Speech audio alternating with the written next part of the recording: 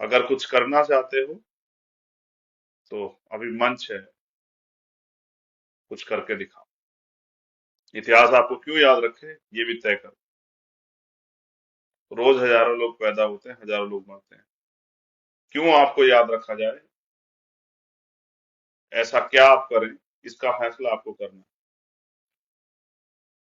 ये भी तय करना है।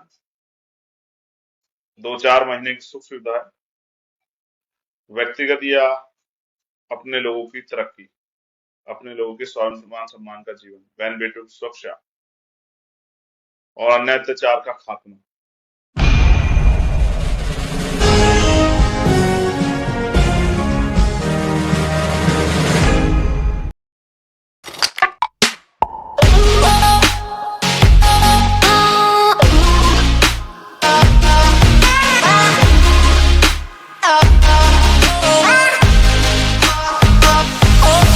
ये बात मैं आपसे क्यों बता रहा हूँ, इसका भी एक कारण है। आज भी भारत के अंदर करोड़ों लोगों की जिंदगी बिल्कुल ऐसी है।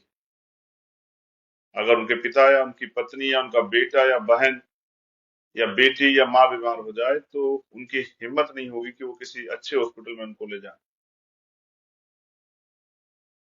और अगर अच्छे हॉस्पिटल में भर्ती करा दिया तो शायद उनको जमीन बेचनी पड़े या घर गिरवी रखना पड़े या कर्ज लेना पड़े, जिसको उतारते उतारते शायद उनकी चप्पलें घिस जाएं, उनके सर के बाल भी उड़ जाए और उनकी जिंदगी जो है, ये बाल सफेद हो जाए, उनकी जिंदगी जो है खत्म हो जाए।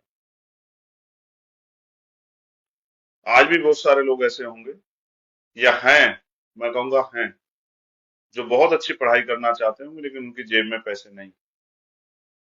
मैंने गरीबी देखी, मैंने बेबसी लाचारी देखी, मैंने अपने पिता को अपने सामने मरते देखा।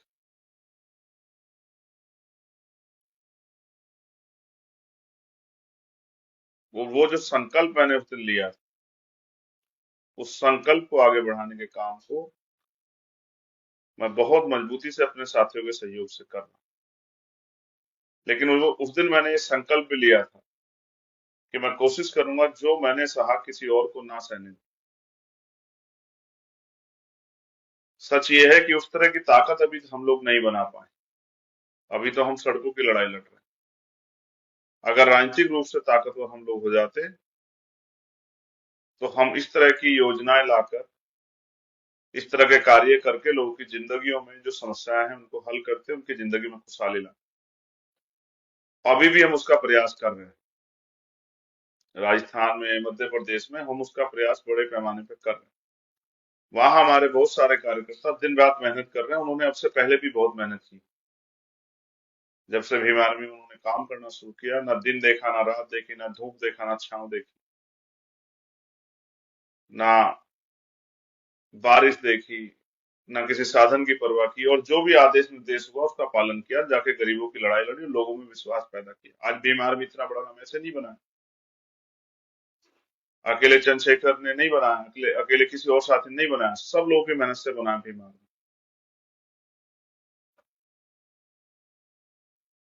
तो उन्होंने बहुत मेहनत की। लेकिन आज जब मैं देखता हूं कि बड़े बड़े राजनीतिक दल उनकी तरफ आंख गड़ाए बैठे हैं और उनकी छोटी छोटी नाराजगी की खबर को पाकर उनके पास जाकर कुछ उनको अवसर देके, कुछ साधन देके उनको इस आंदोलन से रोकने का काम करते हैं। और मैं तो माननीय काशीराम साहब को मानने वाला व्यक्ति, काशीराम साहब तो एक जाएगा सो आएंगे, और जो निजी फायदे के लिए जाएगा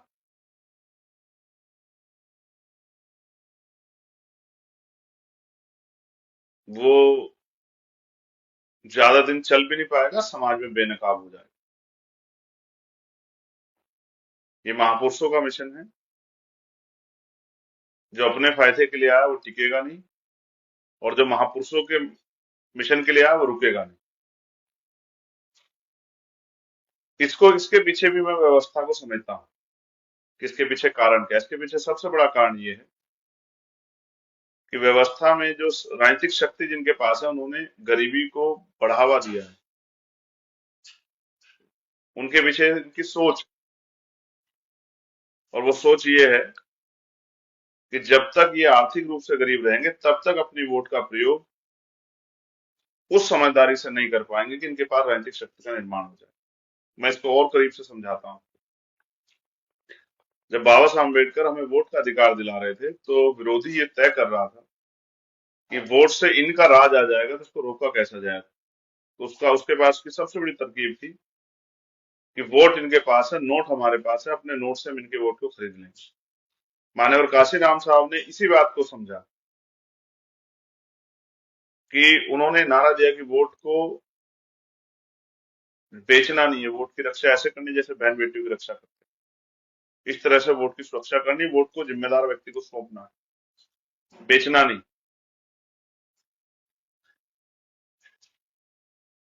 अब मैं ये देखता हूं कि क्योंकि आज अगर गरीब आदमी से पूछा जाए कि उसकी पहली जरूरत क्या है, उसकी राजनीतिक समझ कितनी है, ये आप बखूबी जानते हैं। उससे अगर पूछा जाए तो उसकी पहली रिक्वायरमेंट पैसा होगी, क्योंकि जिनके पास खाने को अच्छा खाना नहीं, पीने को अच्छा पानी नहीं, पहनने को अच्छे कपड़े नहीं, सर पे छत नहीं है और सुख सुविधाएं नहीं है, उनके पास अगर उनसे पूछा जाए तो सबसे पहली प्रायोरिटी उनकी होगी जो उनकी दैनिक जरूरत है। और आज उनकी जरूरत है पैसा, उनकी जेब में पैसे नहीं। पैसे कमी का उनके बहुत सारे सपने खत्म हो गए हैं। इसलिए दुश्मन इस बात को जानता है, वो पैसा फेंक के तमाशा देखता है। और बहुत सारे लोग जिनकी जेबें खाली है, वो पैसे को प्रायोरिटी देते हैं। सच ये भी है कि जो समाज समझदार नहीं होता, वो अगर उसको पूछा जाए चूज करने के लिए कि आपको पैसा चाहिए, पावर चाहिए, तो वो पैसे की तरफ देखेगा। जबकि सच ये है कि जिनके पास पावर होती है, पैसा उनके पैरों की धूल होती है। और मैं इसका उदाहरण देके आपको बताता हूँ। जो अभी की सरकारें क्या कहती हैं, बड़ी बड़ी योजना लागू कर रही है, इतना पैसा इस विभाग में लगा रही है, इतना इस पुल पे लगा रही है, सड़क पे लगा रही है। अब इस बात को भी समझना पड़ेगा। मैं अपने प्रत्याशियों से भी कहूंगा, अपने नेताओं को, कि अपनी भाषणों में जनता को ये समझाया करो, अपनी बात को बताया करो गांव में जाके। अपने सभी नेताओं को कहूंगा, नीचे ऊपर चोटी से लेकर नीचे तक के जो हमारे नेता, उनको, कि जनता को ये समझाया करो। और असल उद्देश्य क्या है कि जनता को तैयार करना है, वो अपने हक अधिकार की जानकारी उनको देनी है, और वो कैसे मिलेंगे इसके लिए भी उनको तैयार करना है। तो मैं आपसे ये बताना चाहता हूँ कि सोचिए, एक परिवार जो 10,000 रुपए महीने में पूरे परिवार के मिलके अपने दैनिक खर्च में लाता, मंथली खर्च में लाता 10,000 रुपए, तो लगभग 2,800 रुपए वो सरकार को उसमें टैक्स देता है। अगर वो एक महीने में कोई परिवार 10,000 रुपए खर्च करता है खरीदारी में, आने जाने में, तमाम तरह की चीजों में, उसका खर्च जो अगर 10,000 होता तो 2,800 रुपए सरकार की जेब में जाता है, जीएसटी के आधार। खाने पीने सब चीजों पे जीएसटी। आप होटल में खाना खाने जाओ तो भी जीएसटी है। दूध दही लस्सी में भी जीएसटी लगा दी सरकार ने, आटे में जीएसटी लगा दी। तो सरकार आपको क्या देती है? सरकार चुनाव के समय को विभिन्न योजना लाके आपको एहसास करा रही है कि हम आपकी मदद कर रहे हैं, 2 किलो गेहूं दे रहे हैं, 2 किलो चना दे रहे हैं। अगर सारा पैसा इंक्लूड कर लिया जाए तो मंथली वो आपको 300, 400, 500, 600 रुपए का लाभ दे रहे हैं। आपसे ले कितने रहे हैं? 2,800 रुपए। अगर ये उन लोगों के लिए जो 10,000 रुपए खर्च करते हैं मंथली, पूरा परिवार में। अगर कोई न्यूनतम रेखा वाले, जो गरीबी रेखा के बिल्कुल आसपास है, वो 5,000 रुपए अगर खर्च करते हो तो 1,400 रुपए सरकार के पास जाता है। ये जो आपके टैक्स का पैसा और जो प्राकृतिक साधन है, उसी से बजट बनता है। तो जैसा मैं आपसे कह रहा था कि हमें चुनने का मौका मिले तो पैसा और पावर, हम लोग पैसे को चुनते हैं। तो आप जो पैसा टैक्स के रूप में, ये तो एक परिवार के साथ जो उतना जो आबादी है आपकी, वो जो टोटल पैसा जो टैक्स के रूप में जाता है, वो सरकार के खाते में जमा होता है। उसी से सरकार योजना लाती है, और उस योजना का लाभ वो जब आपको देती है तो वो आपसे उम्मीद करते हैं कि आप इसके एवज में उनको वोट दें। यानी कि आपका पैसा आपको देने के नाम पे आपकी वोट को लूटने का प्रयास, आपकी वोट को खरीदने का प्रयास किया जाता है, लुभावने वादे करके, प्रलोभन देके। देखो कि लोकतंत्र प्रलोभन के लिए नहीं है, लोकतंत्र है ताकत बनाने के लिए। जिन समस्याओं से आप परेशान हैं, अपनी वोट की शक्ति से उन समस्याओं को हल करने के लिए आप अपनी ताकत बनाओ, कि वो समस्या आपके जीवन में ना। और जैसा मैंने कहा, अगर वोट आपके पास है, अपनी वोट को संगठित करके आप देते हैं और अपनी ताकत बनाते हैं, तो वो जो पूरा बजट इकट्ठा, उसका निर्धारण करने की चाबी आपके हाथ में आ जाती है कि वो पैसा कहाँ लगाना है। आज जो पैसा सरकारें जैसे मोदी जी जाते हैं, इतने बड़े बड़े प्रचार के होल्डिंग होते हैं, 50 करोड़ रुपए प्रचार में खर्च होते हैं। हमारे मुख्यमंत्री जो हैं मध्य प्रदेश के, वो करोड़ों रुपए प्रचार में खर्च करते हैं। हमारे अशोक गहलोत जी जो मुख्यमंत्री हैं राजस्थान के, वो करोड़ों रुपए प्रचार में खर्च कर रहे हैं। बड़े बड़े आप जाओगे, इतने बड़े बड़े गारंटियों के वो लगे हुए हैं। चाहे केंद्र की सरकार, प्राइम मिनिस्टर हो नरेंद्र मोदी जी, और वो पैसा किसका? जनता के टैक्स का पैसा है। जेब से तो ला नहीं रहे, अपने घर से, अपने बिजनेस से तो निकाल के नहीं दे रहे हैं, अपनी जमीन बेच के तो नहीं दे रहे हैं आपको कोई किसी योजना का लाभ। आपका पैसा आपको देके आपको बेवकूफ बना रहे हैं। दुश्मन इस बात को जानता है कि आपकी आपकी जरूरत क्या है। अगर सोचिए, देश के हर एक नागरिक पे कि जेब में बराबर पैसा आ जाए, तो किसी के कोई पैसे पे वोट थोड़ा देगा। फिर लोग वोट को सोच समझ के देंगे। तो सारी व्यवस्था इसलिए बनाई गई है, गरीबी इसलिए जो है उसको बढ़ावा दिया गया है कि आप अब मजबूर रहें और अपनी वोट को ताकतवर लोगों को बेचते रहें। और आपको एहसास भी नहीं होता, योजनाओं के नाम पे लालच देके आपकी वोट को अपने पाले में किया जाता है। हमारे महापुरुषों ने बहुत प्रयास किया कि वोट की बिक्री बंद हो। काशीराम साहब सफल हुए, उनके जाने के बाद सफलता नहीं मिली। कई जगह हमारे लोग दुश्मन को ही वोट देते रहते हैं, उम्मीद करते हैं, जैसे अभी राजस्थान में अभी 4 साल की बच्ची के साथ जो घटना घटी, इतने मामले हुए, फिर भी हमारे लोग, कई लोग कहते हैं कि नहीं भाई, बीजेपी को रोकने के लिए हम इनको वोट देनी। ऐसे आपने मध्य प्रदेश में बीजेपी को रोकने के लिए इनको वोट दी, अंत परिणाम क्या हुआ पिछली बार? इन ये कांग्रेस में जाकर मिल गए, कांग्रेस के लोग बीजेपी में जाकर मिल गए, उनकी सरकार बन गई। जबकि वोट का अधिकार जो है, ये आपको शक्ति के निर्माण के लिए मिला है, आपकी अपनी समस्या। क्योंकि राजतंत्र में आपके पास ये अवसर नहीं थे कि आप कुर्सी पे बैठ जाओ राजा की। राजतंत्र में तो राजा का बेटा राजा बनता था, आप जाके नहीं बैठ सकते थे उसकी कुर्सी पे, आप जाके वहां से राज नहीं चला सकते थे। उसके लिए योग्यता की नहीं, उसके लिए तो परिवार के पुत्र की जरूरत थी, पुत्र या पुत्री की।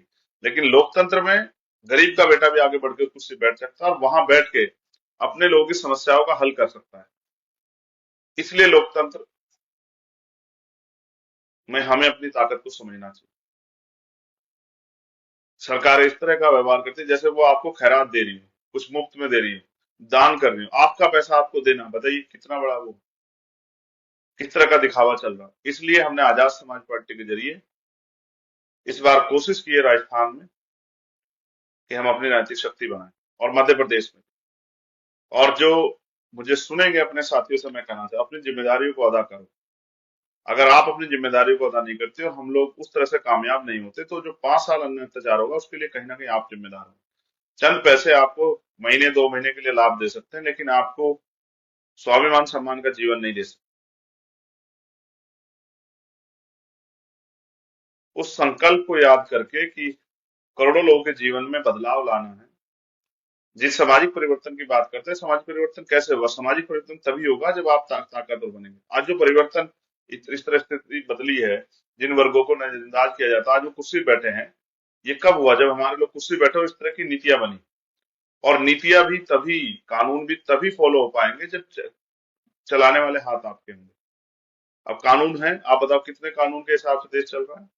कानून तो ये भी छुआछूत नहीं होगी, गैर बराबरी नहीं होगी, किसी महिला का रेप हत्या नहीं होगी, हो तो रही है। किसी महिला का शोषण नहीं होगा, हो तो रहा है। किसी अधिकारी कर्मचारी को जाति के नाम पे नहीं सताया जाएगा, तो हो रहा है। मूछे रखने पे घोड़ी बैठने पे हत्या नहीं हुई, हो रहा है। किसानों को उनकी एमएसपी जो फसल का दाम मिलना चाहिए, नहीं मिल रहा है। और कुछ ऐसे कानून है जो सरकार आपके आप ना भी चाहें तब भी जाकर बना देती है, जैसे किसानों के खिलाफ बने, जैसे लेबर लॉ में चेंज करके बनाए जा रहे हैं मजदूरों को बिल्कुल कमजोर करने के लिए। बहुत सारे ऐसे कानून जो सरकार ने अपने मन से बना दिए, चाहे जनता का उससे अहित हो। तो अगर आप अपने पक्ष में कानून बनवाना चाहते हैं, आप जो कानून हैं आज उनको लागू कराना चाहते हैं, जो योजनाएं उनका सही व्यक्ति तक वो पहुंचे, उनका लाभ चाहते हैं, तो आपको अपनी वोट का फैसला करना। मैं पिताजी की जयंती के दिन और पिताजी के परिनिर्वाण के दिवस के दिन अगर बहुत कोई विकट समस्या ना हो, तो घर पे रहता हूँ, माँ से आशीर्वाद लेता हूँ। क्योंकि आज तो मेरे महापुरुषों के बाद मेरे पिता और माँ वो ही है। आज भी मैं उनका आशीर्वाद लेके कल से प्रचार में निकलूंगा मध्य प्रदेश में, इस संकल्प के साथ कि जिस सपने को बाबा साहब अम्बेडकर ने देखा, जिस सपनों को हमारे महापुरुषों ने देखा, उस सपने को कामयाब हमें करना है। जब किसी बहन बेटी का अपमान होता है तो वो माएं सोचती होंगी कि ये अन्याय अत्याचार बंद हो जाए, और वो सपना देखते हैं कभी तो ऐसा दिन आएगा कि महिला सशक्त होगी और वो सुरक्षित होगी। जिनके घर में रोटी नहीं हो वो इंतजार देखते होंगे कि कभी तो ऐसा दिन आएगा कि उनको सम्मान से रोटी का खाने का अवसर मिलेगा, उनके पास भी अच्छा खाना होगा। आपको लगता है ये परिवर्तन कोई और करेगा? आपको लगता है कि ये जो हजारों साल जिन्होंने कुछ नहीं किया वो करेंगे? वो भी परिवर्तन को स्वीकार करेंगे, लेकिन तब जब आप ताकतवर हो जाएंगे। लेकिन वो बहुत समझदार हैं, उनको पता है अगर राजनीतिक रूप से आप ताकतवर हो गए तो फिर आप उनकी गुलामी नहीं करोगे। इसलिए वो नहीं चाहते कि आप राजनीतिक रूप से ताकतवर हो, इसलिए वो आपको अपनी पार्टी का पिछलग्गू बना के रखना चाहते हैं। कुछ मेरे साथी टिकट न मिलने के कारण, व्यक्तिगत सम्मान न मिलने के कारण भी निराश है। मैं उनसे कहूंगा, हमारी बहुजन आंदोलन में एक महापुरुष ऐसा नहीं जिसको कोई चीज आसानी से मिली हो या जिसने अपमान ना सहा। किसी एक महापुरुष को आप स्टडी करके देखो, चाहे वो ज्योतिबा फूले हो, चाहे माँ सावित्रीबाई फूले हो, चाहे बाबा साहब अम्बेडकर हो या मानव काशीराम, सबको।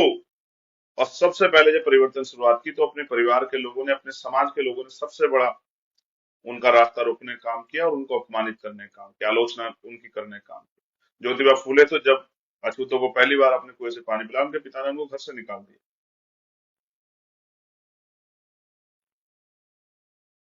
जब उन्होंने अपनी पत्नी को पढ़ा, पंचायत हुई, तो उनके पिता ने ही उनका विरोध किया।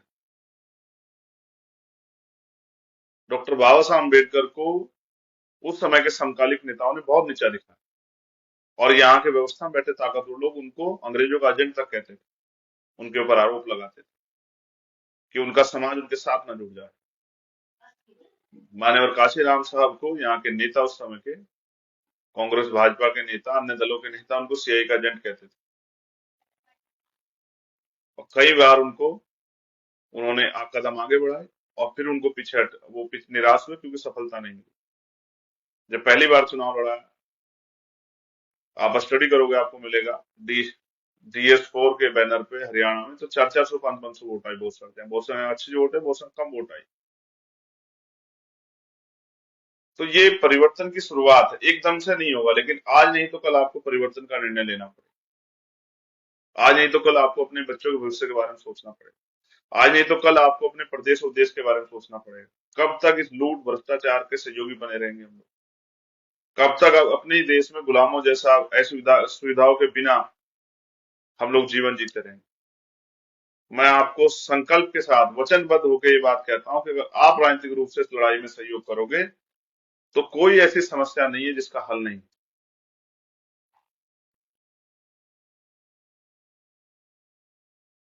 लोकतंत्र है, जिन पे राजनीतिक शक्ति होगी उनके हाथ ऐसे नहीं फैले होंगे, उनके हाथ ऐसे होंगे, देने वाले हाथ होंगे। मेरे प्यारे भाइयों, जो मध्य प्रदेश, राजस्थान, मेरे साथियों जो बहुत मेहनत की है, उत्तर प्रदेश में हमारे साथी बहुत मेहनत कर रहे हैं।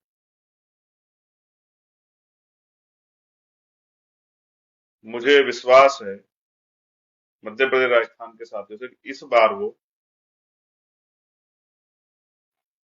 अपनी ताकत बना के उन लोगों के मुंह पे तमाचा मारने का काम करेंगे जो समझते हैं कि इस देश में गरीब अपनी ताकत नहीं बना सकता। यह देश का कमजोर, आर्थिक रूप से कमजोर बहुजन समाज जो है वो अपने पैरों पे नहीं खड़ा हो सकता है, आगे नहीं बढ़ सकता है, कुर्सी पे नहीं बैठ सकता जिस कुर्सी बैठ के राज होता है। हमारे बहुत सारे सक्षम मजबूत प्रत्याशी चुनाव लड़ रहे हैं। मैं आपसे आग्रह करूंगा कि आप उनकी मदद करें और उनको मजबूती से चुनाव लड़ाएं। और मुझे विश्वास है कि इस बार 3 दिसंबर को परिणाम है, तो 3 दिसंबर को जो परिणाम आएंगे वो आपके फेवर में आएंगे। आजाद समाज पार्टी गुमनाम नहीं रहेगी, उसको एक पहचान मिलेगी। उसकी बात को रखने वाले सदन में, मध्य प्रदेश और राजस्थान दोनों में जगह उसकी बात को रखने वाले लोग, आपकी बात को रखने वाले लोग उस सदन में आजाद समाज पार्टी के माध्यम से आपके सहयोग से पहुंचेंगे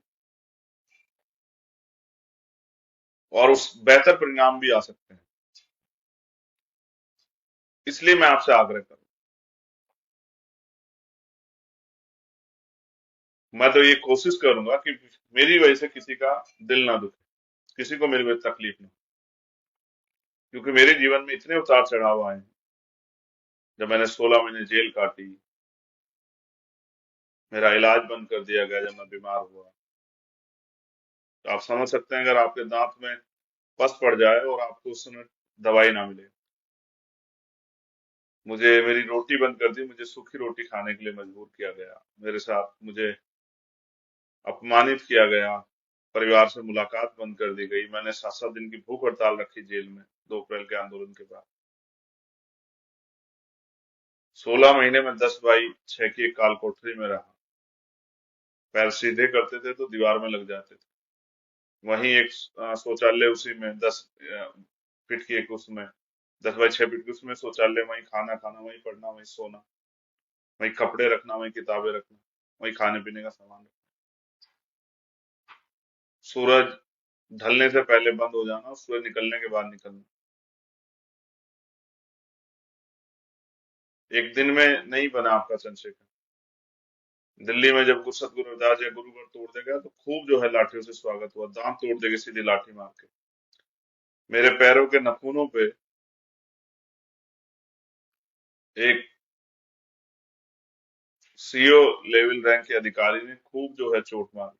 और जब एनआरसी का आंदोलन हुआ तो मुझे कहा गया कि अगर आप यहाँ इनकी आवाज उठाओगे तो आपको छोड़ा नहीं जाएगा। और मेरे आज भी याद है कि मेरे नाखून उतार लिए गए जूते से, मेरे पैर पे कूद कूद के, चमड़े के जूतों से।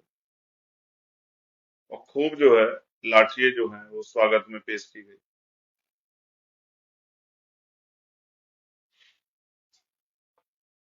खूब तकलीफ सह के यहाँ तक आया।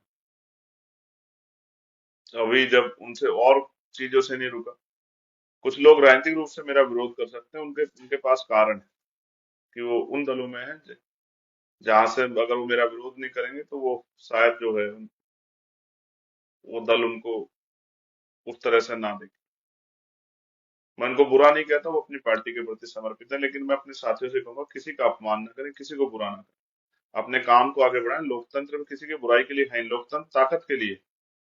आप ताकत बढ़ाओगे तो आप समस्याओं का हल करोगे, अपने लोगों को खुशहाल जिंदगी दोगे, प्रदेश और देश को तरक्की की तरफ ले जाओगे। जब मेरे ऊपर गोली चली, वो दिन मेरे जीवन में एक बहुत बड़े परिवर्तन का दिन था। उससे पहले इतना धैर्य नहीं था मेरे जीवन में।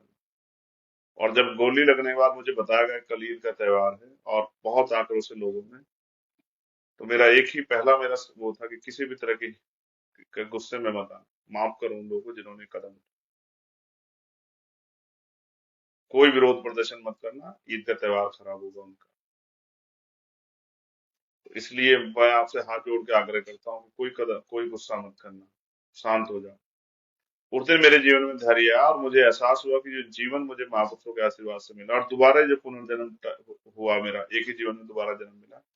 अब मैं अपने जीवन को का एक एक क्षण जो है वो महापुरुषों के इस आंदोलन को कामयाब करने और लाखों करोड़ों माओ बहनों को स्वाभिमान सम्मान के जीवन में दिलाने में लगाऊं। और मेरा प्रयास है आप सबके सहयोग से कि हर अंतिम व्यक्ति को भी जो गांव में रहता है, शहर में रहता है, वही स्वाभिमान सम्मान का जीवन मिलना चाहिए जिसका भारतीय संविधान उसको अधिकार देता है, जिसका वो हकदार है। इस गोली को खाने के बाद मैंने जो निर्णय लिया कि अब मेरा पूरा जीवन जो है वो महापुरुषों के आंदोलन को आगे बढ़ाने में, कामयाब करने में गुजरेगा। और मैं बहुत सारी चीजें मुझसे बहुत, देखिए ये जीवन है, आदमी रोज गलतियां करता है, सीखता है। मैं प्रयास करूंगा कि भविष्य में कभी किसी का मेरी वजह से दिल ना दुखे। लेकिन मैं आपसे ये भी वादा करता हूँ कि अगर आप लोगों ने मेरा साथ दिया तो वो महापुरुषों का आंदोलन बहुत जल्द कामयाब होगा, जिसको आप चाहते हैं। आप किसी भी दल में हो, बहुजन समाज के लोग, जिसको आप चाहते हैं वाकई में वो हो।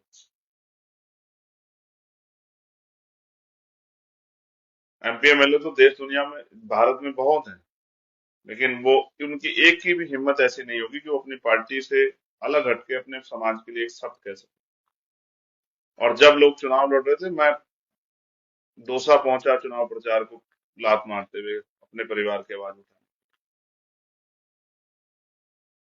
इसलिए मैं आपसे अपील करूंगा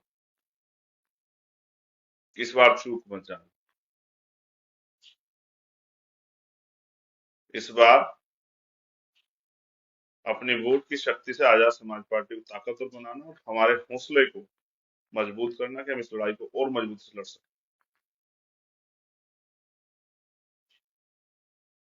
आप सब लोगों की मेहनत कामयाब होने जा रही है, बस हिम्मत रख के आगे बढ़िए।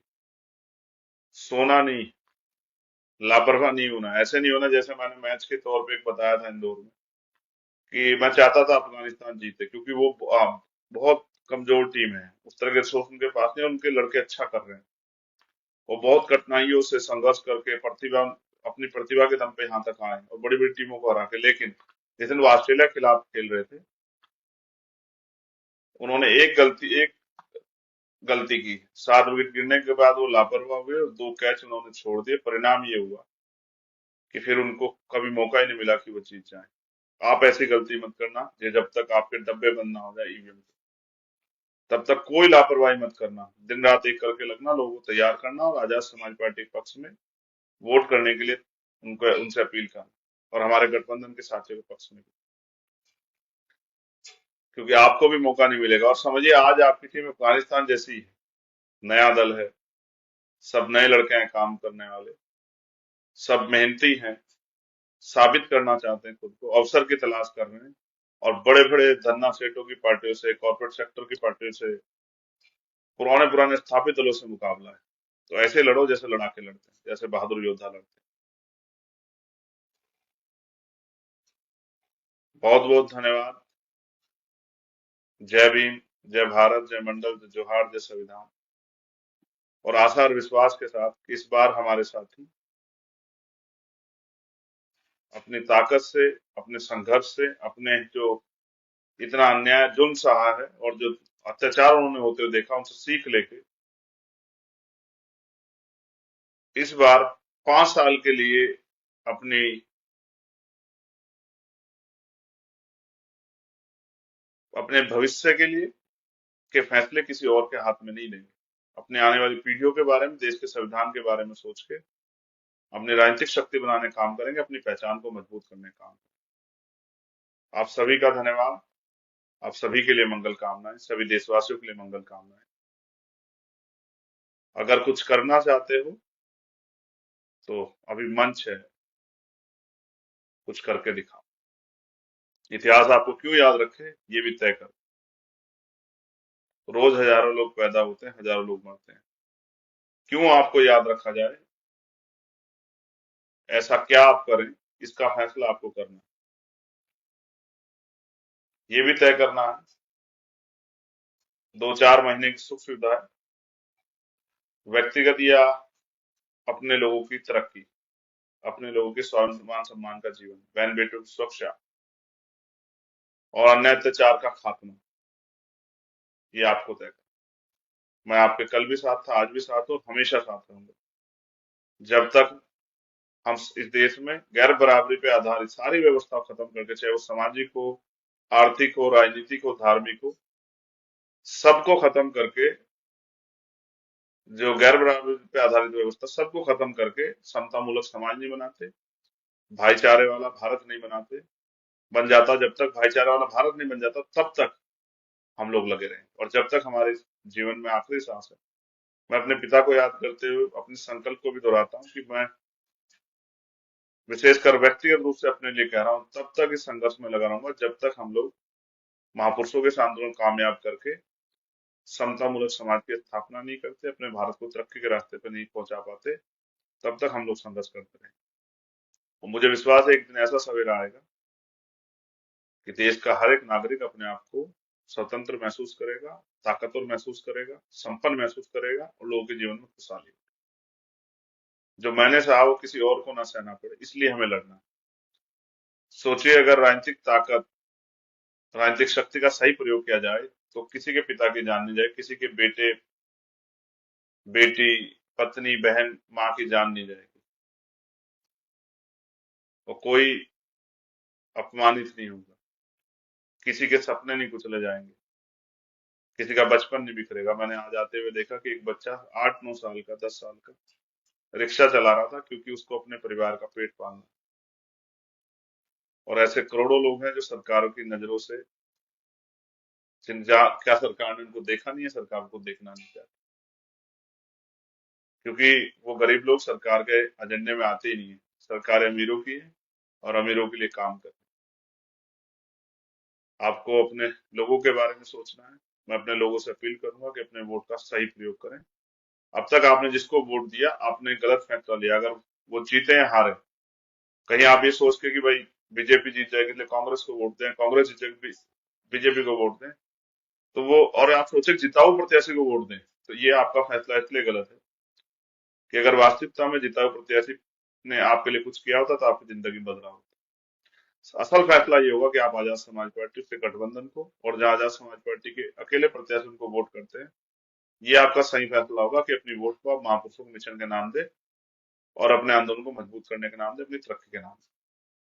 बूंद बूंद घड़ा भरता है, और अगर मकान बनाना चाहते हैं तो नींव रखो, और नींव इस बार रखी जाएगी मध्य प्रदेश राजस्थान। मुझे विश्वास आपके संघर्ष पे, आपकी मेहनत पे, आपके समर्पण पे और आपकी शक्ति पे। धन्यवाद।